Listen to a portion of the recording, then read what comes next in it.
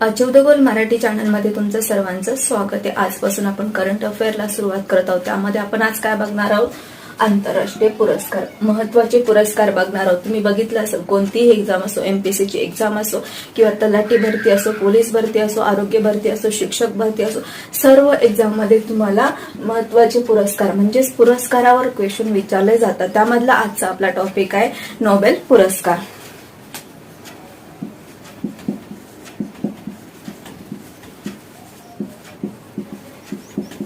बघा, नोबेल पुरस्कार तुम्ही आतापर्यंत वाचलेलंच असेल। चला कमेंट्स मध्ये सांगा किती क्षेत्रामध्ये दिला जातो नोबेल पुरस्कार, किती क्षेत्रात दिला जातो? एवढं तर तुम्हाला माहिती असेलच किती क्षेत्रामध्ये दिला जातो। सर्वांनी कमेंट्स मध्ये मला आन्सर द्यायचंय, नोबेल पुरस्कार किती क्षेत्रात दिला जातो?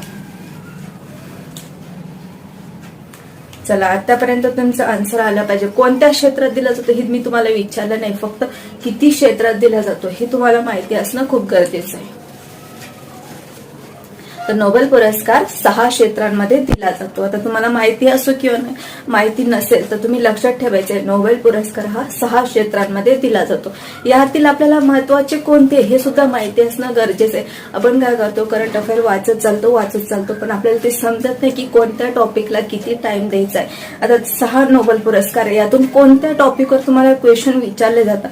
आता मी तुम्हाला सांगितलं 3 टॉपिकवर क्वेश्चन विचारले जातात, 3 टॉपिकवर क्वेश्चन विचारले जात नाही। तर तुम्ही पहिल्याच 3 टॉपिकवर जर टाइम वेस्ट करत असाल तर 10 पैकी तुम्हाला जर पहिल्या टॉपिकवर 1 क्वेश्चन विचारला जातो तर त्या 9 क्वेश्चनचा टाइम तुम्ही वेस्ट करताय। म्हणजे त्या क्वेश्चन जर तुम्हाला एकच क्वेश्चन विचारला जातोय त्या टॉपिकवर तर त्या टॉपिकलाही तुम्ही तेवढंच महत्त्व दिलं पाहिजे आणि ज्या टॉपिकवर जास्त क्वेश्चन विचारले जातात तिथे तुम्ही जास्त अभ्यास केला पाहिजे। हे सुद्धा माहिती असणं खूप गरजेचं आहे। त्या तुम्हाला सिलेबस माहिती असतो, कोणत्या बुक मधून वाचायचं माहिती असतं, पण त्यातील महत्त्वाचा पॉईंट कोणता आहे हे जर माहिती नसेल तर अभ्यास करायला काहीच अर्थ नाही। कारण तुम्ही नुसतं वाचत जाणार आहे, जो महत्त्वाचा पॉईंट नसणार आहे तो सुद्धा तुम्ही वारंवार वाचत जाणार आहे, आणि काय होणार आहे, तुमचा टाइम वेस्ट होणार आहे। तुम्हाला महत्त्वाचे पॉईंट जर माहिती असेल आतापर्यंत झालेला, आता हे महत्त्वाचे पॉईंट तुम्हाला कसे समजणार? आता तुम्ही म्हणाल आता आम्हाला करंट अफेअर मध्ये तुम्ही सांगताय की हे टॉपिक आहे, हे महत्त्वाचे, पण आता दुसरे कसे समजणार आहे ते सुद्धा मी तुम्हाला सांगणार आहे। काय करायचं, 5 ते 10 वर्षाचे क्वेश्चन पेपर तुम्ही अनालिसिस करायचे। त्यावरून तुम्ही बघायचं की कोणत्या टॉपिकवर आपल्याला जास्त क्वेश्चन विचारले गेले, कोणत्या टॉपिकवर आपल्याला जास्त भर द्यायची आणि कोणता टॉपिक आपल्यासाठी महत्त्वाचा आहे हे तुम्हाला यावरून समजणार आहे।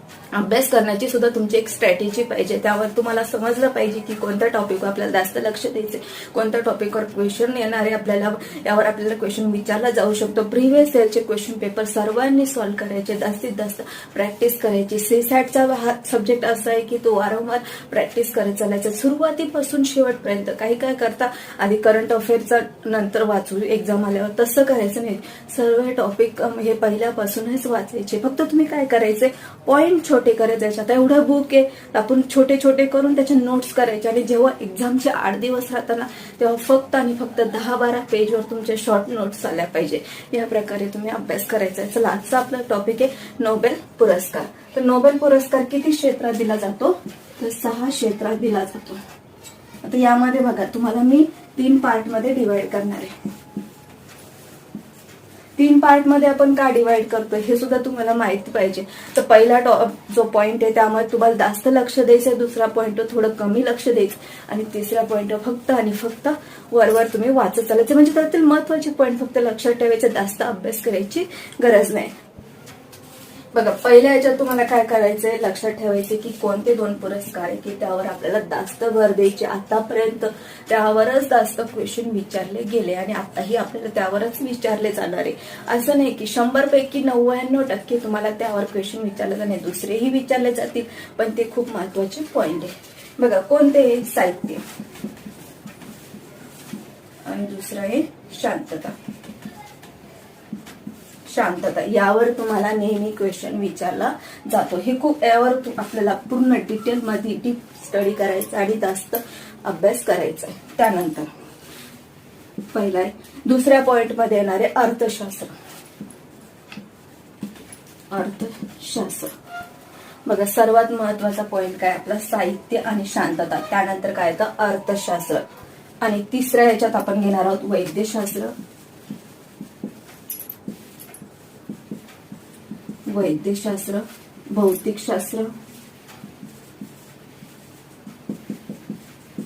भौतिकशास्त्र आणि तिसरं आहे रसायनशास्त्र. रसायनशास्त्र.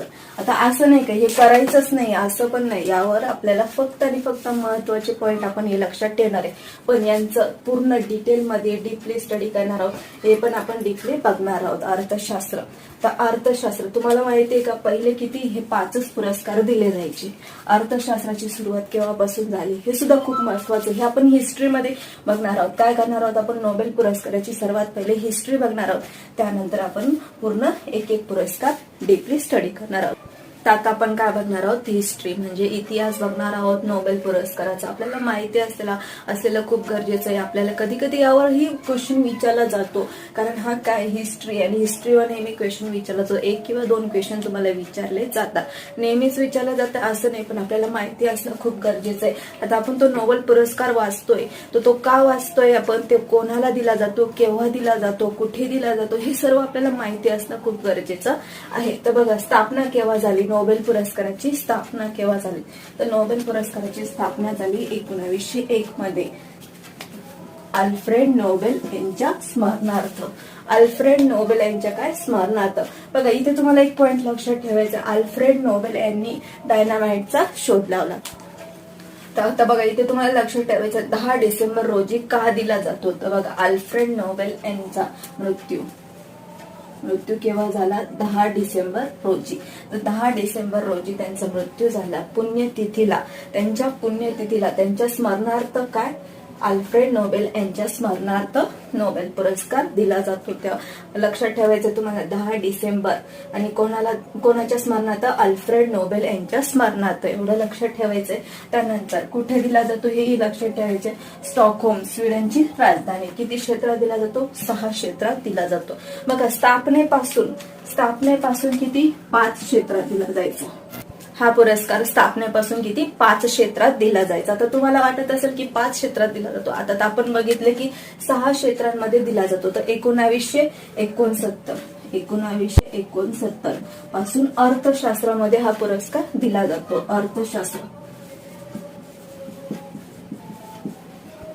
अर्थशास्त्रामध्ये हा पुरस्कार का दिला जातो, तर सेंट्रल बँक ऑफ स्वीडनला 300 वर्ष पूर्ण झाल्याबद्दल.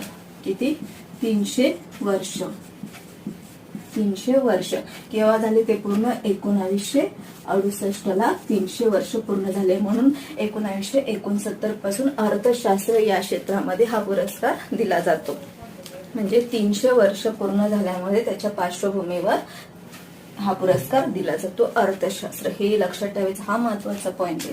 कारण हा जरी 1969 ला जरी असला अर्थशास्त्राचा, पण आपल्यासाठी काय हा नवीन आहे, कारण आतापर्यंत 5 क्षेत्रामध्ये दिला जायचा. 1969 नंतर अर्थशास्त्रामध्ये हा पुरस्कार दिला जातो.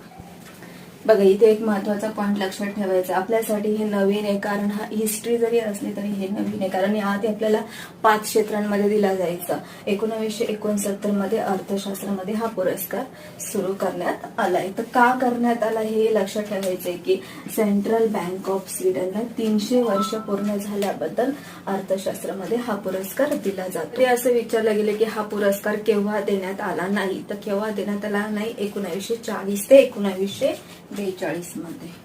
1940 ते 1942 मध्ये का देण्यात आला नाही, तर दुसऱ्या महायुद्धामुळे.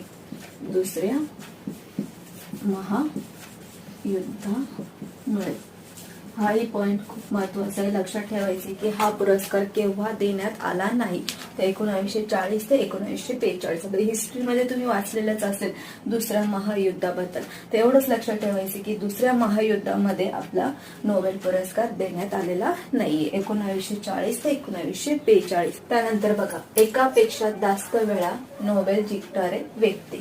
एकापेक्षा जास्त म्हणजे आता बघा इथे किती, मेरी क्युरी यांना 1903 मध्ये भौतिक शास्त्राचा पुरस्कार भेटला आणि 1911 मध्ये रसायनशास्त्र. बघा इथे तुम्हाला काय लक्षात ठेवायचंय मेरी क्युरी यांच्याबद्दल, तर नोबेल पुरस्कार विजेत्या पहिल्या महिला कोण होत्या? Marie Curie.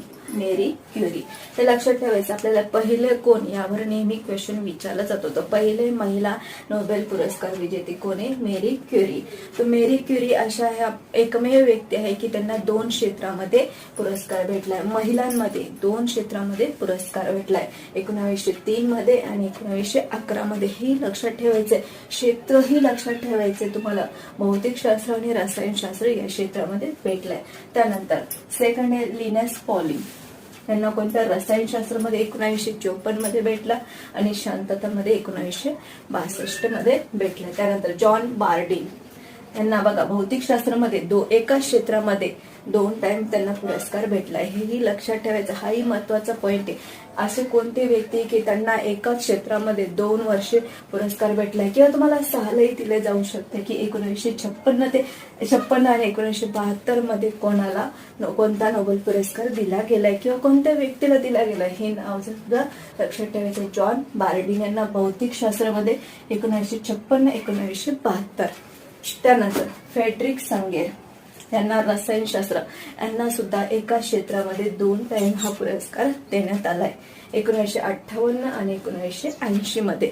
हाही महत्वाचा पॉइंट आहे. बघा इथे तुम्हाला हे लक्षात ठेवायचंय, मेरी क्युरी यांना 1903 आणि 1911 मध्ये, आणि ह्या पहिल्या महिला होत्या की ज्यांना नोबेल पुरस्कार भेटला आणि एकमेव महिला आहे की त्यांना 2 क्षेत्रामध्ये पुरस्कार भेटला. त्यामुळे खूप महत्वाचं आहे. त्यानंतर लिनस पॉलिंग यांना रसायनशास्त्र आणि शांतता. तुम्हाला असाही क्वेश्चन विचारला जाऊ शकतो की एकाच क्षेत्रामध्ये नोबेल पुरस्कार 2 टाइम नोबेल पुरस्कार मिळवणारे व्यक्ती कोणतं? जॉन बार्डिन आणि फ्रेडरिक संगेर. यामध्ये यांचं जॉन बार्डिन यांचं भौतिकशास्त्र आणि फ्रेडरिक संगेर यांचं रसायनशास्त्र. नोबेल पुरस्कार हा मरणोत्तर दिला जात नाही, केवळ 2 व्यक्तींना मरणोत्तर प्रदान करण्यात आला. आता कोणत्या 2 व्यक्ती?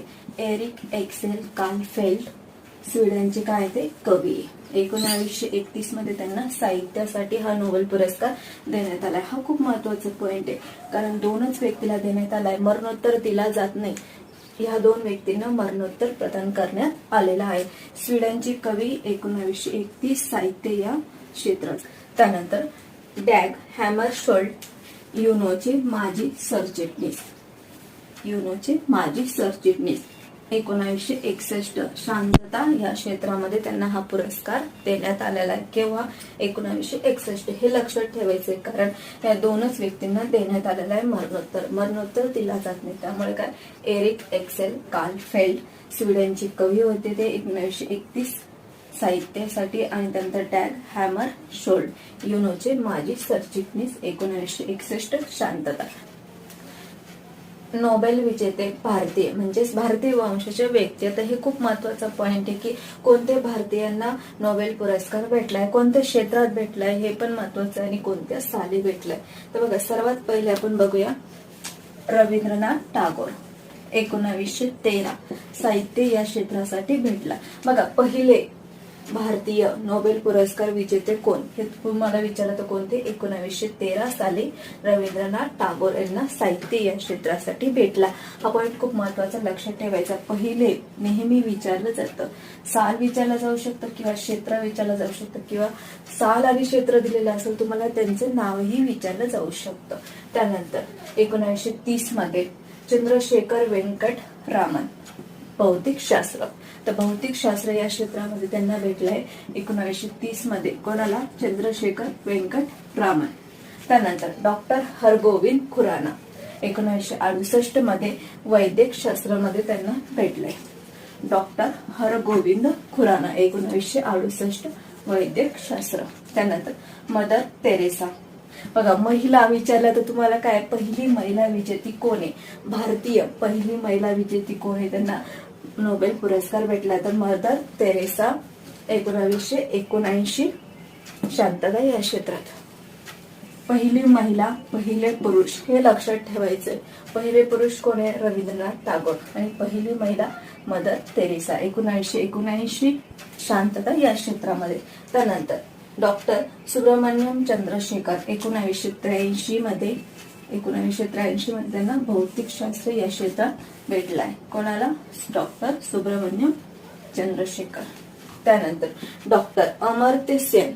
डॉक्टर अमर्त्य सेन यांना 1998 मध्ये अर्थशास्त्र या क्षेत्रामध्ये भेटलाय. त्यानंतर बघा V.S. नायपॉल यांना 2001 मध्ये साहित्य या क्षेत्रात भेटलाय. कोणाला भेटलाय? V.S. नायपॉल.